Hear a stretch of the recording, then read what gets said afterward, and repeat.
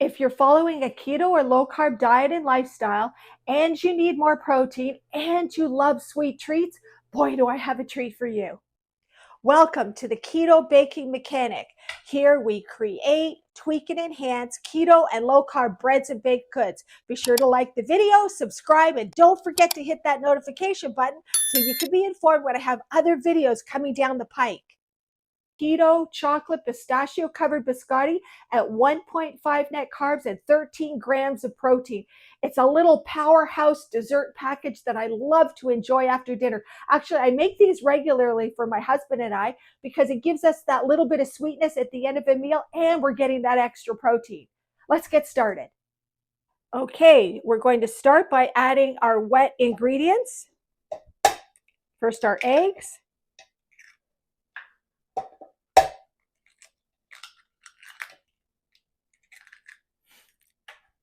Some extra light olive oil. We want it extra light so that it doesn't weigh down the texture of the biscotti.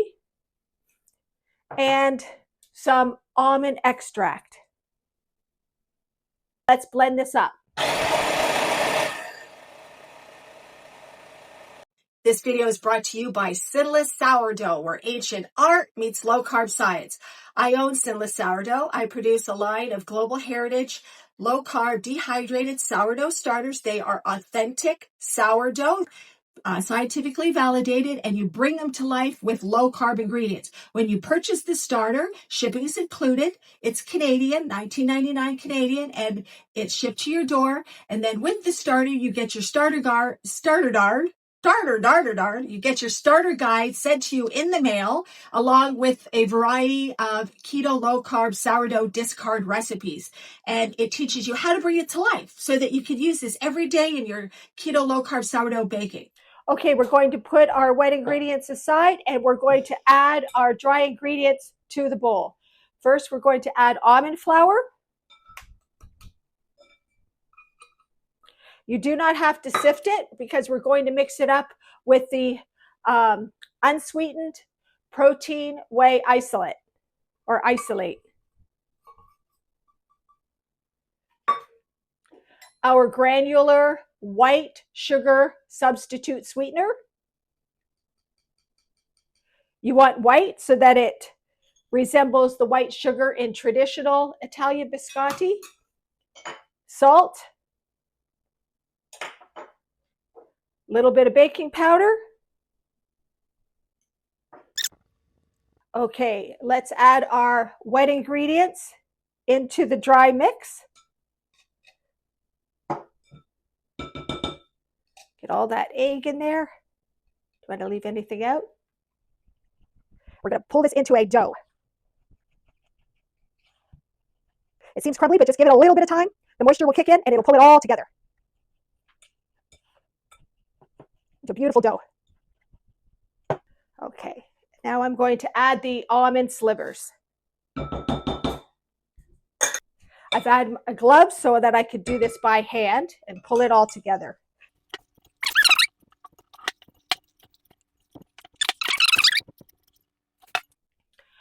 For your baking tray, you can use either parchment or a silicone mat. I prefer the parchment because I find with the silicone mat, I don't know, maybe it's my oven, but the bottom seems to brown a little bit too quickly compared to the top. And what I do is I take a little bit of my avocado spray and I spray it on the pan just so it holds down the parchment.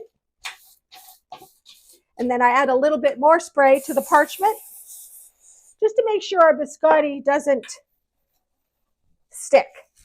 Okay, so I'm going to take this and give me a second to get my other glove. Okay, so we're going to shape this.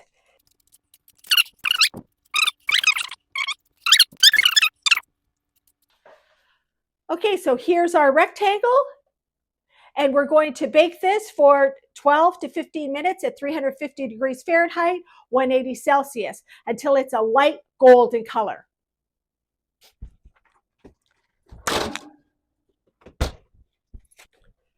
Okay, here it is. Here's the first bake. We're just going to cool it for a little bit. See how easy it is with the parchment and a little bit of oil to move it around off of the tray? It doesn't move this easily with the silicone mat. You just got to pry it a little bit more, and I'm always afraid you're going to crack the biscotti in the wrong spot. So in my opinion, go with the parchment, spray the baking tray, put the parchment down, add a little bit of avocado spray, and there you have it. Okay, so we're going to transfer this biscotti to our cutting boards. Cut the biscotti into pieces to prepare it for the second bake. Okay, work with the sharpest knife you have. This is the one I have. I love this knife. I got this at the dollar store, and it's unbelievably sharp, and I use it for everything.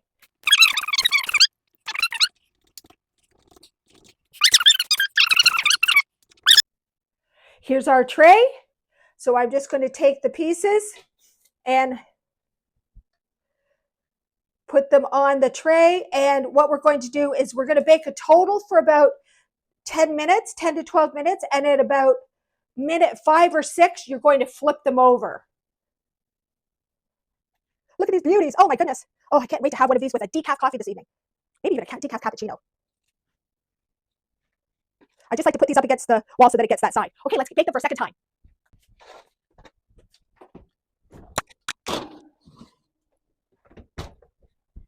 This is our first bake on one side. You can see they're a nice light golden, and I'm going to turn them over, and we're going to bake them again for another, anywhere between 5 to 10 minutes. It all depends on the brand and age of your oven, so watch them closely. You can see that the bottoms are more golden than the top. So that's why we're going to turn them over so that the bottom becomes golden like the top. These are so beautiful. Look at this. I can't wait till the other side's done. Look at that. Stunning. Back in the oven for the other side. Okay, the second bake is done. I'm going to pull them out of the oven, and I'm going to cool them on the wire rack. Okay, so you can see they're nice and golden on both sides. Isn't that beautiful? You can use this zero-carb chocolate shell recipe on any of your keto desserts. Of course, on biscotti, also on donuts, brownies, whatever you like, and it's only 3 ingredients. So you want to start with your raw cocoa butter. This is what gives the chocolate its snap. So we're going to add this. I'm using my makeshift double boiler, and I have the water boiling. Just going to turn it up slightly, and we're going to melt that in the pan. So that's the first thing we're going to do. Sorry, not the pan, the pot. We're going to melt that in the pot.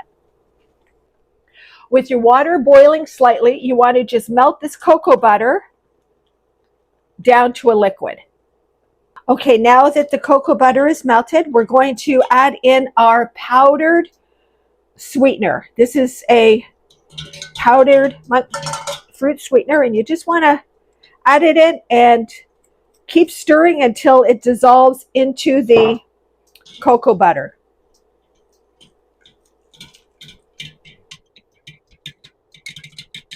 It'll be clumpy at first, but it'll start to dissolve, and it'll be more like a melted butter. It's actually the sweetener that thickens up the melted version of this coating. I'm just going to keep stirring that. I want to get it completely dissolved. Next, you're going to add the cocoa powder to the pot with the cocoa butter and the sweetener, and just keep stirring until it's well incorporated.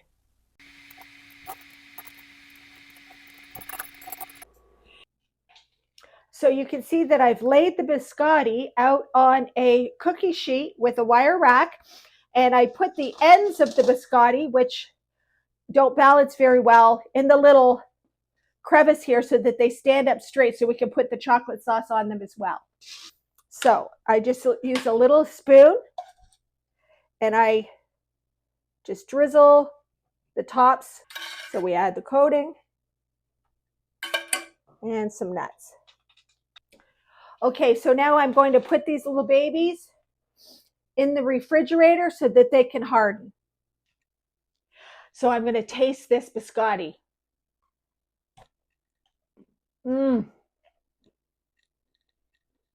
Mm.